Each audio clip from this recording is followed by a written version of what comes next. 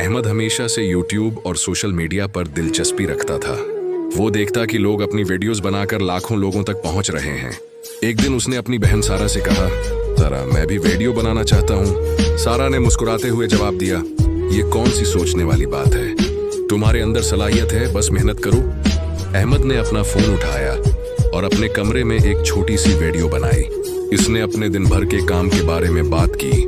जब उसने वीडियो देखी तो उसे लगा कि ये बहुत आम सी है। वो मायूस हुआ, लेकिन उसके दोस्त राजा ने उसे कहा, पहली वीडियो में सब ऐसा ही करते हैं, चलो मैं तुम्हें एडिटिंग सिखाता हूँ।